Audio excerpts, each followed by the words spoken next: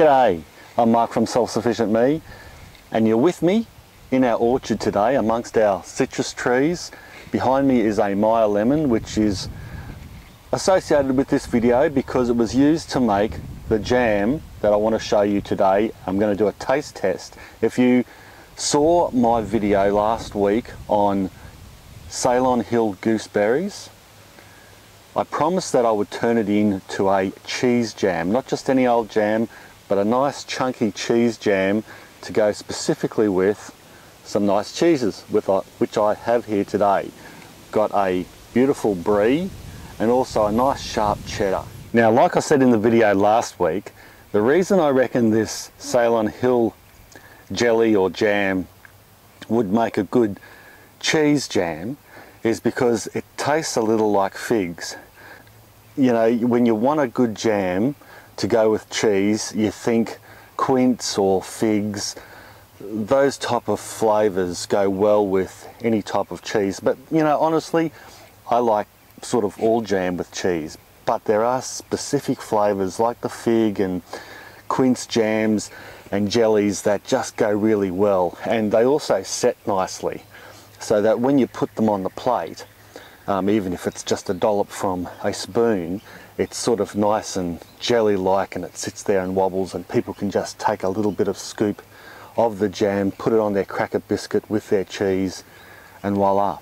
I'm actually really happy with how this Ceylon Hill cheese jam turned out. This is going to be my first taste test, so it should be quite interesting. But before we get into tasting this jam with the cheeses, let's watch the video how to make this jam in the first place, because there's a couple of interesting twists and turns that I went through to turn this into a cheese jam that I think I'm going to be really happy with. The first thing I do is give the berries a good wash, and then I throw them in a large saucepan with a little bit of water so that they can simmer down. Put them on a high heat to start off with until you get it bubbling, and then put the heat down and let them simmer until the skins and the seeds all break out and you get a wonderful reduced type of thick stodgy liquid. Those seeds and skins, you don't want them in the end mix because they'll just be too much for the cheese jam. You want a nice consistent jelly. I just clean out the pan, and then I strain that pulp and seeds through a medium-sized strainer, and this is important. You want a few seeds to escape, but of course you want to keep the most of them back and throw them away. But a few seeds in the mix gives it a good final outcome. And you'll be left with that syrup, and all those seeds and the majority of that pulp will be gone. Put that syrup into a bowl and weigh it. Then put that syrup back into the pan and weigh out the same amount of sugar and add that to the pan and the syrup. I use a lemon in this recipe because it gives it a little bit of extra tang plus extra pectin to help the jam set. I like to use my own lemons, of course. In this case, because the lemons are quite large and the mix is around about 1 litre and a bit, I will only use half a lemon. Gave a bit of a taste, just a taste test initially before I started reducing down. Then I just reduce it down for about 40 minutes. Use a cold saucer out of the freezer, and you can check the setting point. Once setting point is reached by it crinkling up with my finger as I showed, then you can bottle it up. Simply just a matter of putting it in jars and letting it rest. And there you have it, a beautiful consistent jam with a few seeds floating around in it. It looks absolutely wonderful. So let's get into the taste test. So there you go, that's the jam done. Pretty easy, wasn't it? Rightio, I'll bring you in closer and we'll start having a sample. I'll just open this up. It's starting to melt a little bit in this sun, but it still should show us a really good consistency, exactly what I was talking about.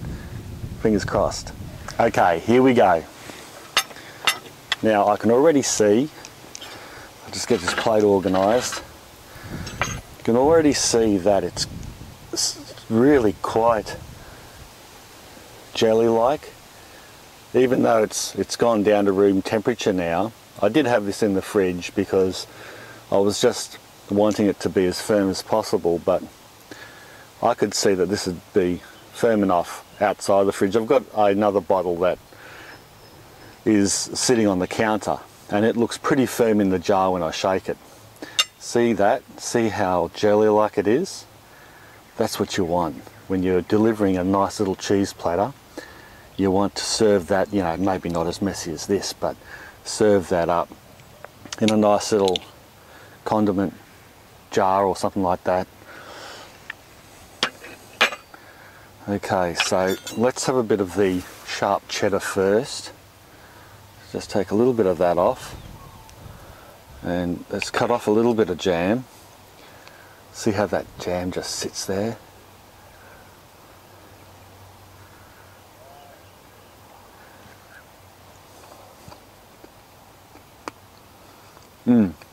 There's just a few little seeds, which makes it interesting, but they're easy to eat. Look, it's really delicate. It doesn't take away from the cheese. It's just a nice figgy berry type jam. I'll just have a taste of it on its own. I love how it's just like that jelly. Oh goodness gracious. Oh, I've hit the jackpot there. That is totally bloody awesome. Alright, let's try it with the brie. Okay, a little bit of brie, a little bit of jam, maybe a bit more jam than the cheese this time. That's it. I hope the cheese doesn't spoil the jam.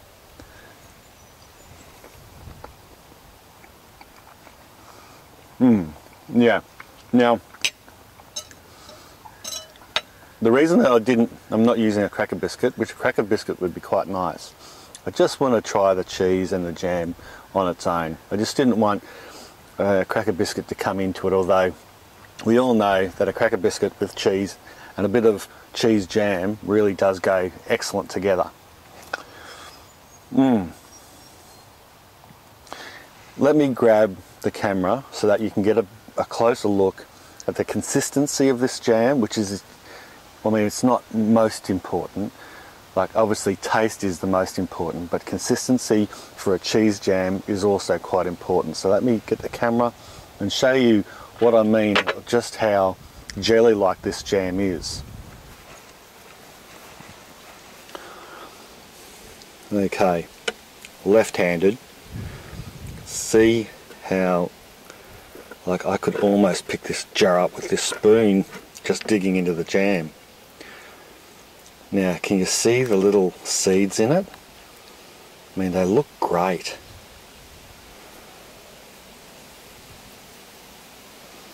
See, you don't want too many, you just want enough. Just want a few that gets through the sieve